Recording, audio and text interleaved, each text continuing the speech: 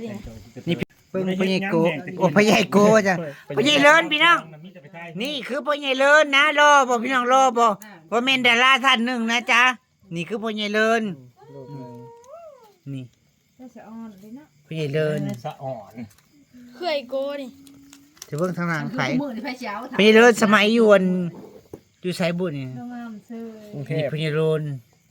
ไม่ตอนพายุได้ทิพย์นะข่อย พ่อใหญ่เลินเด้อพี่น้องนี่ใช่ อยู่กรุงเทพเลยจ้ะ พออายจะมาก เฉพาะอาจจะ นี่คือพ่อใหญ่เลินเด้อพี่น้อง หุ่นเลยเด้เพิ่นก็รอเด้มันก็สเปค มือเลยตอน คือบ่โกบ่พี่น้อง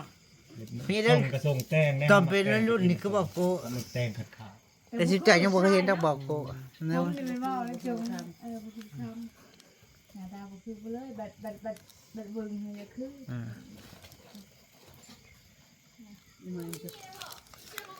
เอามันไปเทเบิร์ดล่ะบั่มหูพวกหลาย ตัวตะกี้เจ้าไปเจอบ้าน ๆเลยอยู่ เบิ่ง อยู่บ้าน ไผใ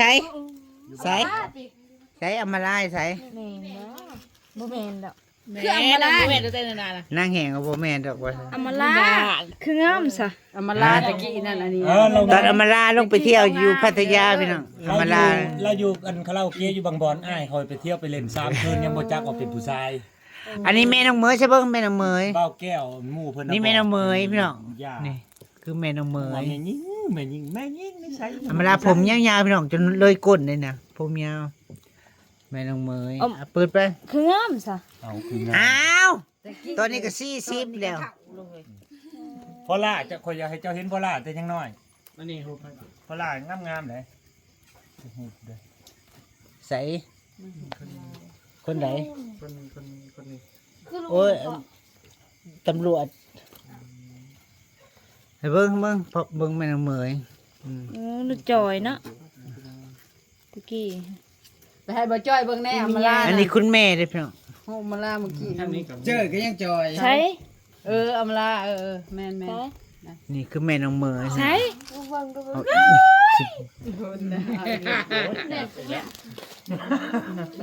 คือแม่ปัญญาเนี่ย เบิ่งสมัยนางที่อยู่บางบ่อนพี่น้อง ระบำหูบักเลย บ่คือบ่ดีเนาะ คือว่ากูเจ็บอย่างมาบ่ โอ้ย ปลาตัวจริงเฮ้ยอย่างยอด จะเบิ่ง หูบักเลยลายนี่ไปคือบ่บ่เฮาถ่ายตามสวนดอกไม้ อันนางเหมยเด้อพี่น้องนางเหมยเฮ็ดหมูอยู่ ตารางในเตา เต้นเนาะ อันนี้คือนางเหมย ปิ่นก็มังย่อมหมดแล้วนะ โอ้ยหมูอยู่นางเหมยพี่น้องเอ้ยนี่นางเหมย แต่ยังน้อยมีว่าแต่หัวนะถ่ายไว้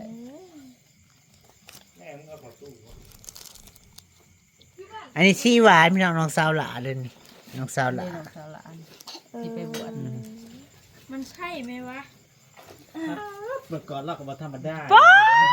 หมูโอ้ยหมู ก็ไปคอยนะ เนี่ยแต่ว่า อันนี้น้องเหมยกับบักยังก็นี่ หรอเบิ่งแม่ บ่าวหลอดน้องเหมยที่พี่น้องน้องเหมย บ่ธรรมดา ยายรวยนี่ยายรวย จนได้ซื้อกล้องเองก็มาถ่ายรูป ไรที่บน ซื้อกล้องเองไปหาถ่ายหาเที่ยว ตะกี้เห็นได้ ตะกี้มันบ่ได้ใส่โทรศัพท์ถ่ายเด้ น้องเหมยที่ มัน พี่ มี น้อง โนเกียตะกี้นั่น น้องทำอยู่ใส่เนาะตอนรูปนี้เนาะบ่มีบ่บ่ได้ถ่ายไว้เนาะถ่ายไว้ในโทรศัพท์ก็รวบถิ่มเบิดแล้วน้องเหมย เฮล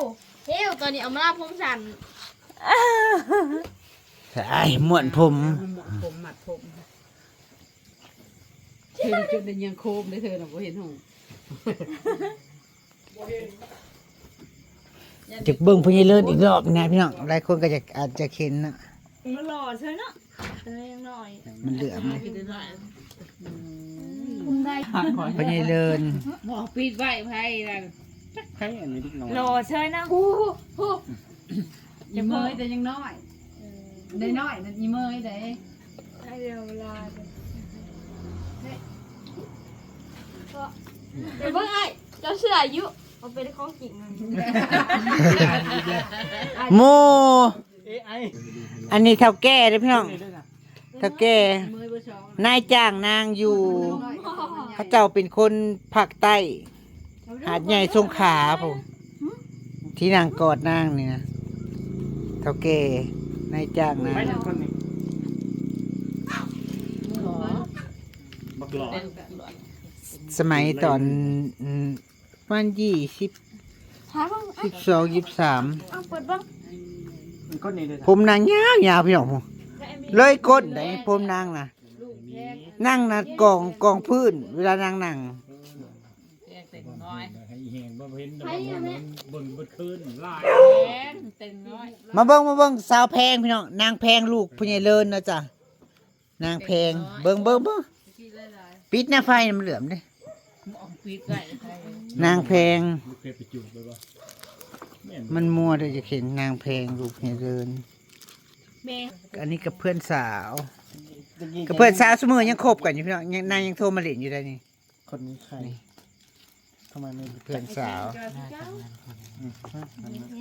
บ่ไม่ลายก็บ่ได้ยุ่งเพิ่นเอ้ยบ่กินลายคนนี้ผู้ใดก็ให้ไว้หุ่นเฮาบ่มักใส่เสื้อหันนั้นนั่นได้หามักยมๆเย็นๆเลยหาชื่อเสื้อน้อยๆมากเฮาใส่เสื้อยมๆเย็น ใช้พอลองทำหน่อยใช่เบิ่ง แม่ ดู กำลังท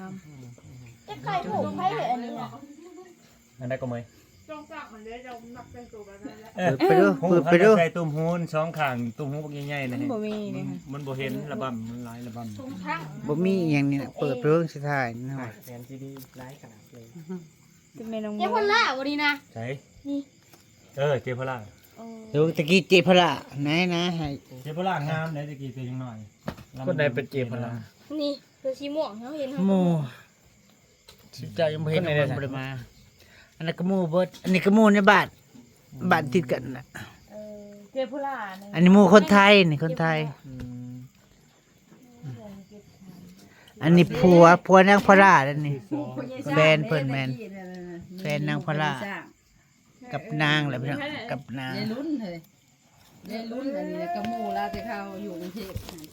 จ้อย อันนี้ลูกสาวแก่เลยพี่น้อง เราถ่ายมา บริษัทเราบริอ้วน เท่าไหร่มันเนาะครับ อันนี้ก็ลูกป้าป๋า ยังแบบนั่งให้ ลูกปลาพี่น้อง พอเพิ่นเป็นสารวัตรเนาะตอนนี้นะได้เมียแล้ว น้องเฟรม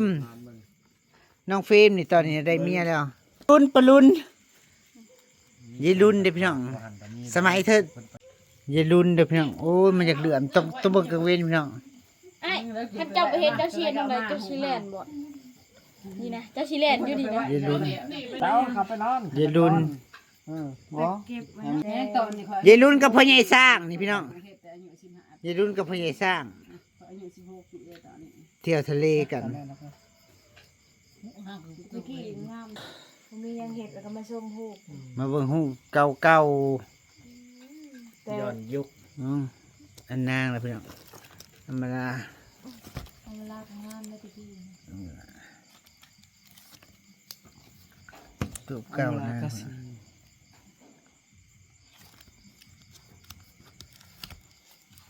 จินตลากับมนต์แคนน้องมนต์แคนมาในร้าน เที่ยวอยู่ สมัยมนต์แคนดังใหม่ แสดงที่คอน ๆ เสิ อั ร์ น ต นี้จินตลา คนนักร้องมาลงครัวที่ กับจินตะแหล โทรหากันนัดกัน ว่าจะเข้าไปเบิ่งเขาเจอนี่แย่งคิวก็เลยบ่เข้า เป็นเฮ็ดงานหมอนาเฮ็ดงานหมอ เขาอยู่ที่เราที่แย่งแต่มอบ นางกับนางพอลาพี่น้องอำมาลากับพอลาผมยาวนะเท่าๆกันเลยพี่น้องผมยาวทั้งสองคนผมยาว จอหูนี่หูนึงข้างนึงจะได้หูใส่ต่ำดู ไม่ ไหม เห็นอะไรไอ้เบิ่งมาบนหาก็ บ่จอยเห็นว่าลาตะกี้ก็บ่ได้ธรรมดาเด้อคนมากชื่นชมผู้ชายมาใส่ตะกี้นั่นตามยามสิยิ้มนะ นี่เพื่อนสาว โอ้ยเห็นบ่แจ้งชงขาดไปเพราะ คน ว่า มากชื่นชมผู้ชายมาใส่ตะกี้ ที่เขาแต่งไงเฮาปานเป็นไงน้องเขา เขาไม่จะบอก ผู้ชายเห็นไปว่าจะได้ชงขาด เห็นพยาถางตะกี้ อันนี้นักร้องเลยพี่น้อง คนที่ร้องเพลงอย่างนะ ร้องเพลงอย่างน้อ มึงเบิ่งบ่ค่อยเลย ลืมเลยนักร้องนะพี่น้อง เราดีเด้อเราหล่อเด้อแต่เราเป็นบ่าว เห็นลุงอ่อนถ่ายรูปไหมงง คล้ายๆเป็นโก ลุงอ่อนถ่ายรูป นี่พี่น้อง เล่าผู้เดียวนั้นท่านึง หมู่นะหมู่เป็นเพื่อนกัน ได้ว่าแม่มีหูบเราเนี่ย ลุงเลิศเนี่ย เพราะว่ารุ่นนี้เขาก็ยังบ่ได้หูจัก เอาไปให้เราบ้างนึกว่าคือสิหัวยิ้มยิ้มอยู่ เราบ่ชื่อครับ วันเกิดหมู่ จะไปหัว อันนี้ปลาดิพี่น้องปลาอยู่โคราชเพิ่นเป็นสารวัตรซุมื้อก็ยังเพิ่นยังโทรมาอยู่นะโทรมาเล่นอยู่เลยพี่น้อง บ่ได้เอา ปลาหัวหน้า หมู่กันเลย อัน เป็นน้อง นายจ้างนาง ผู้ชายเขาน่ะบอกว่าจะมาเห็นนั่น อ่ะดูเล่มนะ อีเมล เอามากกับมากรอบลึงแล้วกัน ใส่แม่มึงล่ะนี่ คือชงสับ แม่ยังเมยพี่น้องจุดไฟแห้งก่อนนะ โอ้ย อันนี้สารวัตรยังน้อลืมล่ะ สารวัตร ตำรวจยังที่มาเล่นน้ำเฮาที่มาเล่นน้ำเฮาอยู่บางบ่อนนะ ลืมซื้อแล้ว เพิ่นมาเล่นนำรู้จักเพิ่นมาหลายปี7 สื่อ ปี งามแท้ อีมุ้ยถ่ายเอ็กอีเมลบริอึด ส่วนร้านน่ะบนนี้มันก็นี่แต่เดี๋ยวแบบมันเป็นที่ถ่ายตรงๆแน่นี่ ถ่ายเร็วๆผมงงชี้เจ้าเราสวดพระโว้ยนี่ปะ อำลาสุดเด็ดไป เบิ่งยายรุ่นอีกรอบ เขาถ่ายหู เพิ่นสาว อันนี้โอเอมาเล่นในร้าน ดังอยู่ ตอนนนเขาก็ดังนะโอเอตะกี้ดัง ออกมาใหม่ ดังก็ ศึกสิงนางโอ้ยพอน่ะมั้งอลิเพลง ล ศึ อก ย สิงนาง โอเอ ใช่ ลอยเดียว เอาไปนั่งก็เห็นเบิ่งลงไปลงมาบ่เห็นนั่งก็เห็น เราบ่จื้อ นี่ลอยนี่ แต่คอยมาอยู่มันยังน้อยๆ แต่ ได้ กี้ ร้อย ก็รวยเอาลงกรุงเทพนะ สาวหล่อยเด้อพี่น้อง อายุ7 ปีคือว่าคอยมาอยู่นะร้อย นี่สาวหล่อยเฮ็ดหน้าแพ้แวะอยู่นี่อันนี้เอื้อย อีเมลหนังมากแล้วแม่ผู้ชายเฮงบ่ มัน เห็น เหลือมเด้อ ตะกี้มักนุ่งส่งผู้ชายค่ะสูงส่งผู้ชายมาใส่มันเท่คือว่า บัดคอยคนมักใส่แต่ของมียิงเสื้อผ้าเอาแต่ของเขาเอื้อยเขาน้องนุ่งก็ดีเที่ยวไปเล่นนั่นเขาในเกตู้นะ คุณ เม แม่ ยมันเก็บไว้เจาะนะจะมันไปไว้ใช่มันไม่ให้สิเก็บไว้เดี๋ยวมันไปใช่ตอนเก็บเครื่องเที่ยวออกมาหน้าหันในเมยแม่ชอบในตู้แม่น่ะตู้เสื้อผ้าแล้วมันเก็บไว้ พี่นางอยากเห็นผัวเก่านางว่าจ่าผัวเก่าล่าสุดอยู่กัน4-5 ปี เดี๋ยวให้เดาว่าเป็นใครชอบไปชอบมาเพราะชอบพ่อบอกปอบมันทางตับมันนี่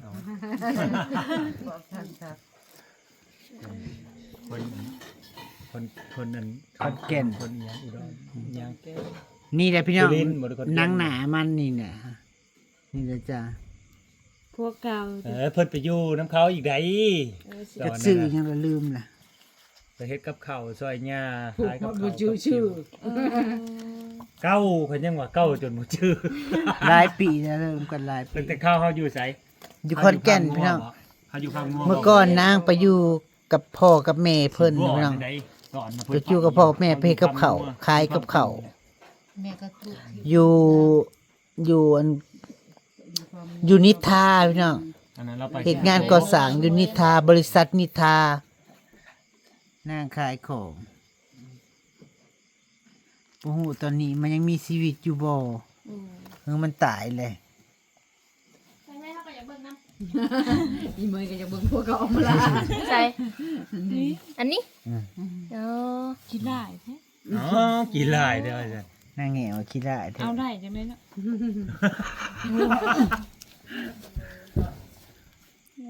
ห้ายังเดี๋ยวนี้นะ บัดมือใหม่จะให้อีเมยซ่องหาให้เบิ่งแหงลายเลยได้ระบำหูมนะ อันนี้คนลาวคือกันเด้อพี่น้องจิกหน่อยมาเล่นนำ บ่ระบำหูมซุ่มกองอีพ่อนะแม่มึง อันนี้ คนอันผู้บ่าวมาเล่นนำบ้านอย่างว่าพลานพี่น้องผู้บ่าวพลานชัยทางลาวลาวเฮาจ้ะ เห็นยังพิมพ์อยู่เทียงลุงเลินไปจ้ะ ผู้บ่าวพลาน แล้วตู้ลุงเลินไปจ้ะ มาเล่นนำชุมือ ทั่วเก็บมาแบบ ผู้บ่าวเด้อจ้าบ่แม่นผัวจ้ายังบ่เคยได้กัน จะมาเบิ่งต้องอยู่ในเทียงนี่เจ้าลงมาไว้ นางพลากับหมูนางพลา โอ้ยเราจะเป็นสูง ตะกี้นะข่อยสิเอาไว้ในท้องเครื่องข่อยแล้วมันเห็นเลย ตู้หิน มวนๆเลยนั่นน่ะฮะนี่ เพิ่นก็มีแต่ลูกพี่เก่าพี่น้องถ่ายก็ลูกพี่เก่า น้ำก็ สามีข้าเคยมีสามีมาก่อนนี่แหละจ้าที่ถ่ายคู่กันนะฮะ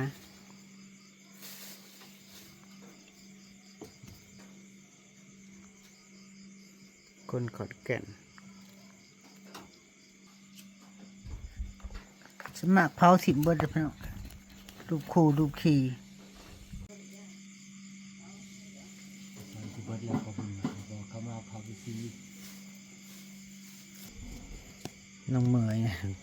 หลายใหญ่ๆแต่ยังน้อยพี่น้องธรรมดาเลยแบบ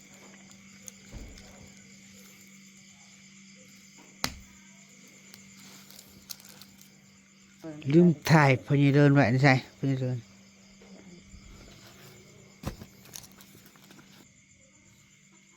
พอดีเดินนะจ๊ะ เรียกหูกระเตงหน่อยเฮ้ย พอดีเดินเมื่อกี้นั่นคือเบาโกนนะพี่น้องเนาะว่าบ่ คือว่าโก้ ในตัวน้อยๆคือเบาโกเด้อพอดีเดิน คือ หุ้นกับที่คือกันแล้วโอ้หืนๆมาเลยแหงตายแล้ว เอ้ามันคืออาบน้ำเหลว ทานชัดเจนพอดีเดิน จุดนั้นนะใช่ทอยที่ดิซี่แล้ว เรื่องกับตักตะวิตะก้อไปก็ตะก้อนี่เจอแล้วภาพเก่าพญาเดินกับยายรุนพี่น้องพญาเดินกับยายรุนพญาเดินกับยายรุน เ